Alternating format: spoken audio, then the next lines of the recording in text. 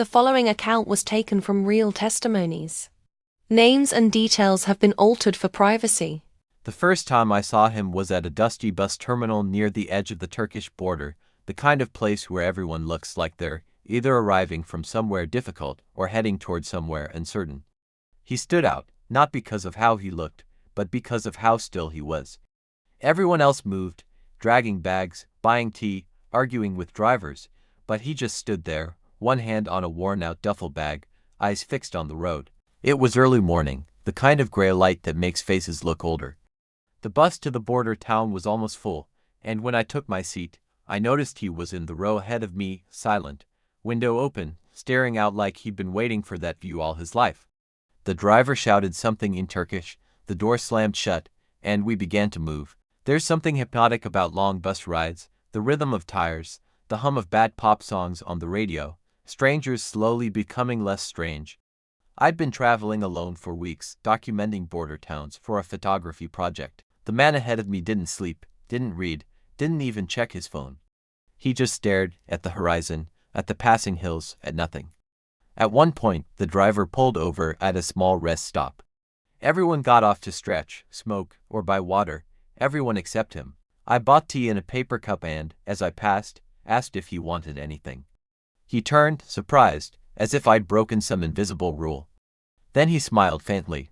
"No, thank you," he said in accented English. "I don't eat before I arrive. Something in the way he said it stuck with me.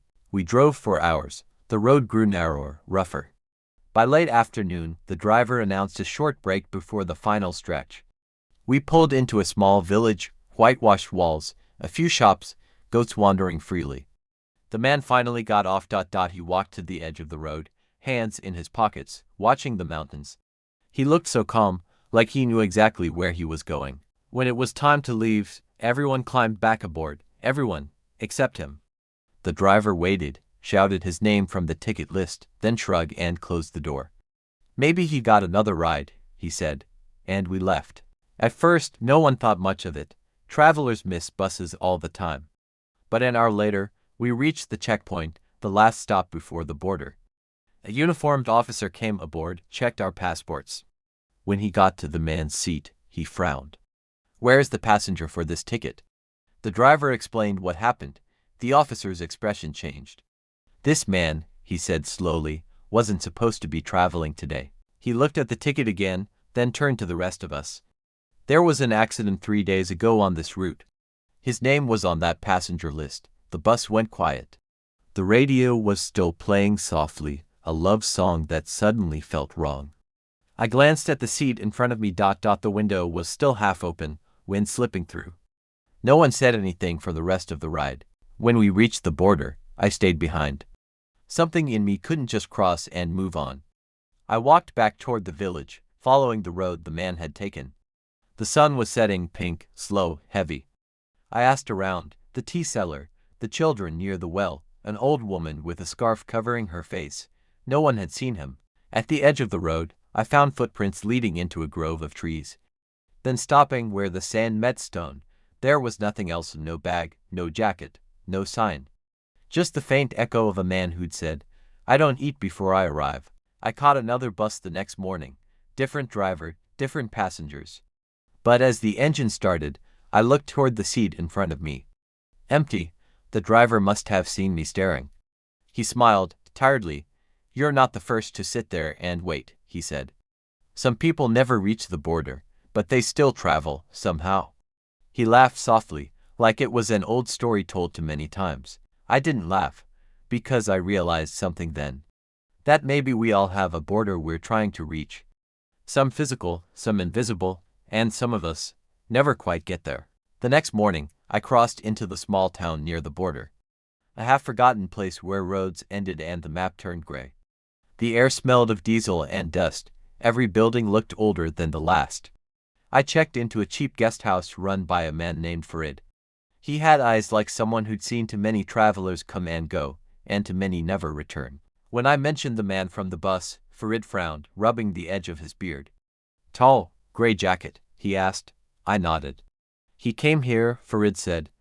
"2 nights ago." He asked about the border. wanted to know if the crossing was still open. I told him no, it's been closed since the accident. Accident? I asked. Farid sighed. A landslide. A bus got trapped on the road. They found everyone, except one. He looked at me closely. You say he was on your bus? I nodded again, slower this time. Farid's voice softened. Maybe he just wanted to finish his journey. Later that evening, I sat in the common room, scrolling through the photos on my camera. The landscapes blurred together, towns, roads, faces.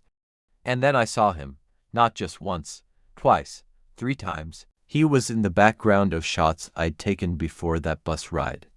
At a tea stand in Kayseri, outside a small hostel near Adana. Crossing a street in Gaziantep. Always there, never looking at the camera. Always moving in the same direction, south, toward the border. I checked the timestamps. They were days apart. He'd been on the same route as me the entire time. I didn't know whether to feel frightened or sorry. The next day, I went to the checkpoint. The gates were half buried in gravel from the landslide. 2 soldiers stood nearby, rifles slung loosely. I asked them about the missing man. One of them, younger, polite, said, "Yes, we know his name. He was a teacher from Aleppo. He tried to cross 3 times. Each time, the papers weren't right." "What happened to him?" I asked. The soldier hesitated. "Last time, he said he wouldn't try again. Said he'd wait until the road was clear." He looked past me, toward the hills. Sometimes, people wait longer than they expect. That night, Farid knocked on my door. He held an envelope, dusty, yellowed, no stamp. "This was left behind in the man's room," he said. "It has your name on it." My stomach tightened. Inside was a single sheet of paper, folded twice. The handwriting was neat, steady. "If you are reading this, you have already taken my seat. Don't worry, that is how it should be. Some roads belong to those who continue them. The rest of us, we only clear the way." No signature, just a small drawing at the bottom. A line of hills, a horizon, and a tiny bus heading toward the edge. I stayed in that border town for 2 more days.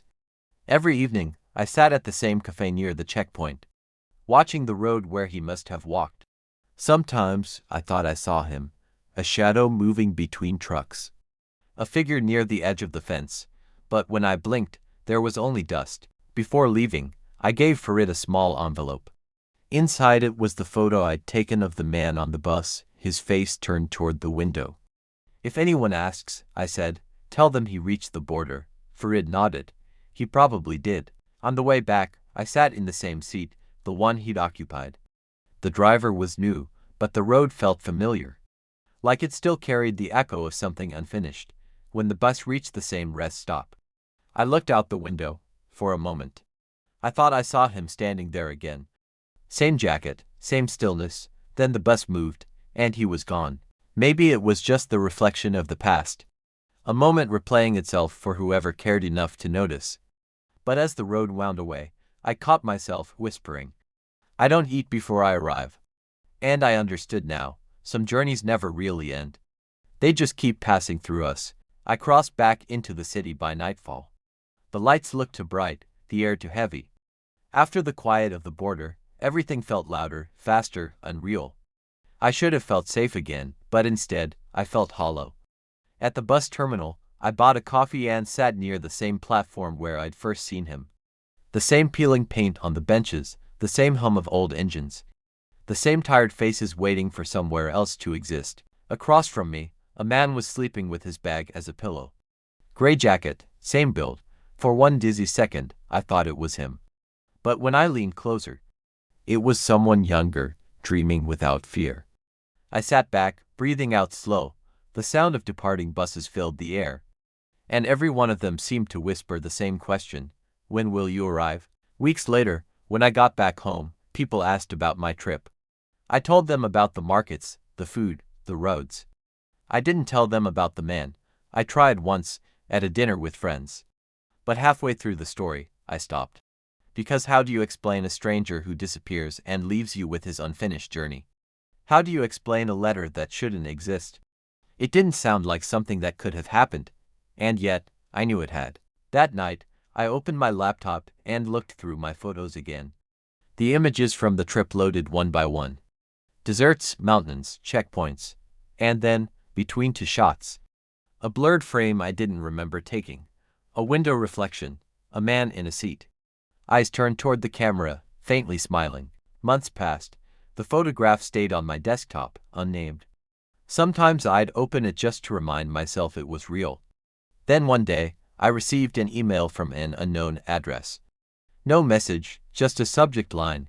Did you make it home? I didn't reply. I just stared at it, and for the first time, I smiled. Because maybe that's what he'd meant all along. That arrival isn't about crossing a border. It's about understanding why you were traveling in the first place. A year later, I took the same route again. Not for work, not for a story, just to see what remained. The road was different, repaved, smoother.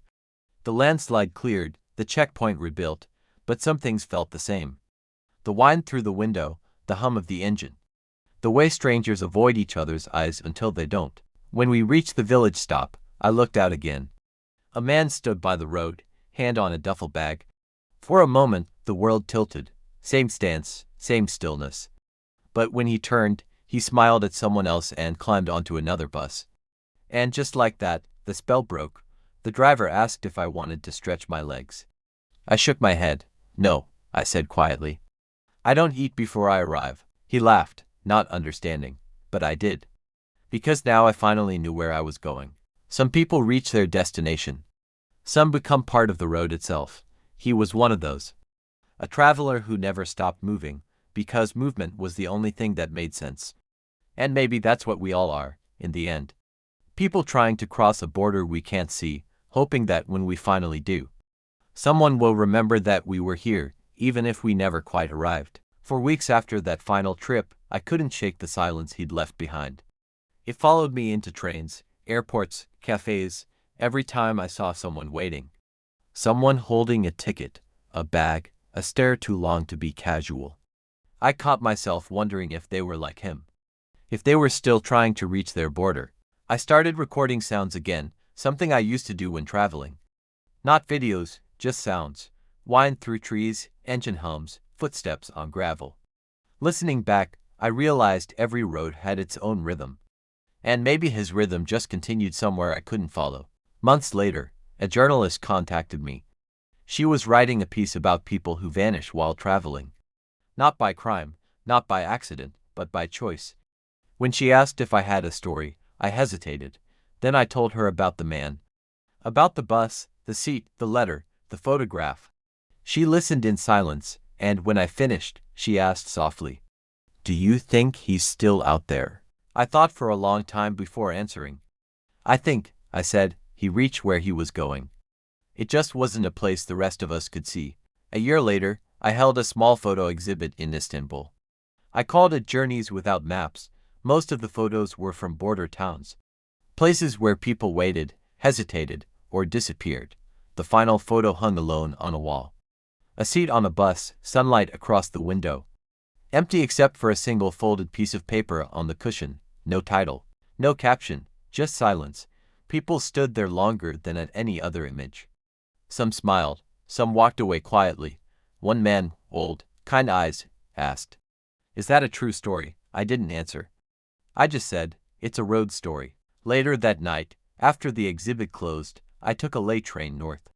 It was nearly empty, just me, two students, and an old couple. When I sat down, I noticed something carved faintly into the seat ahead of me. A sentence almost erased by time. Some journeys never end. I reached out and traced it with my fingers. The train rattled forward. And for a second, I swear I heard the faint echo of an engine on another road, the one that led toward the border. I think I finally understand what he meant, that borders aren't lines on maps. They're moments, the space between what you were and what you're becoming. He didn't vanish, he crossed. Not into another country, but into whatever comes next. When you've carried your journey as far as it can go. And now, when I travel, I still look for him.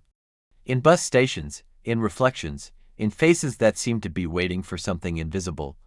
Because maybe he never stopped traveling. Maybe he just started leading the rest of us there, quietly, patiently, seat by seat. Years later, I found myself near another border, not the same one, but close enough for the air to feel familiar. I wasn't chasing him this time. I was chasing the feeling he'd left behind, that strange sense that some roads never really end. There was a cafe overlooking the checkpoint. I ordered tea and sat outside, watching the buses arrive and leave, the same rhythm as before. For a moment, it felt like I was back there, the hum of the engines, the dust in the air, the sound of names being called. Then I saw it, on the dashboard of one of the buses parked near the station. A small folded paper, yellowed, with edges curling from the heat. I don't know why, but I walked closer. Through the window, I could just make out a faint drawing. Hills, a horizon, and a tiny bus heading toward the edge. I stood there a long time, the same way I had on that first trip. Still, quiet, unable to move. When the driver climbed aboard, he looked at me curiously. "You waiting for someone?" he asked. I smiled. "No," I said softly. He already left. I took the next bus out, not caring where it was going. The seat ahead of me was empty again, the sunlight slanting across it the same way it always did. As the road began to unwind beneath us, I closed my eyes and let the hum of the engine carry me. Somewhere, between the sound of tires and the whisper of wind, I thought I heard a familiar voice, calm, steady, certain. "I don't eat before I arrive," and for the first time, I didn't feel like a witness to his story. I felt like part of it, because maybe that's how it works. One traveler finishes what another begins, the world keeps moving. And the road remembers us in its own quiet way. He never reached the border, but maybe he wasn't supposed to. Maybe his journey ended exactly where mine began. At the moment when I understood that every story, even the unfinished ones, leaves a trace strong enough to guide someone else home. And now, when I travel, I don't look for destinations anymore. I look for signs. A reflection in glass, a shadow by the roadside, a folded paper left behind on a bus seat. Because some borders can't be crossed by foot, only by memory, only by faith.